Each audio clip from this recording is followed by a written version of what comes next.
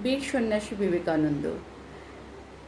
বিবেকানন্দ জন্মগ্রহণ করেন 12 জানুয়ারি কলকাতার সিমলা অঞ্চলে বিশ্বনাথ আর ভুবনেশ্বরী দেবীর কোলটি আলো করে। ছটপটে এক বিচ্ছু ছেলের নামটি ছিল বিলে।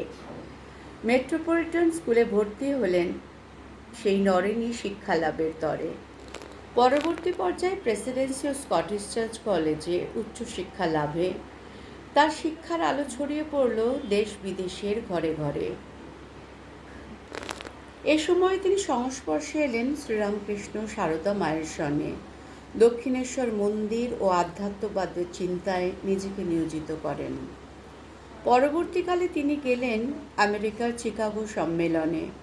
সেথায় তিনি হিন্দু বেদান্তবাদের সঠিক ব্যাখ্যা দিলেন। বজ্র কঠিন গাম্ভীর্যে ভরা ছিল তার কণ্ঠস্বর। বিশ্ববাসী আন্দোলিত হয়েছে তার সমস্ত ভাবনার পর। নিবেদিতাও সঁপেছিলেন তাকে মন প্রাণ। বিবেকানন্দ নিবেদিতার মিলিত প্রয়াসে প্লেগ মহামারী হয়েছিল নিয়ন্ত্রণ। বেলুর মঠ ও রামকৃষ্ণ মিশন তার হাতেই পেল প্রাণ প্রতিষ্ঠা। মানবতাবাদ, যুগান্তবাদ, বেদান্তবাদ সমস্ত কিছুরই হলো বিকাশের চেষ্টা।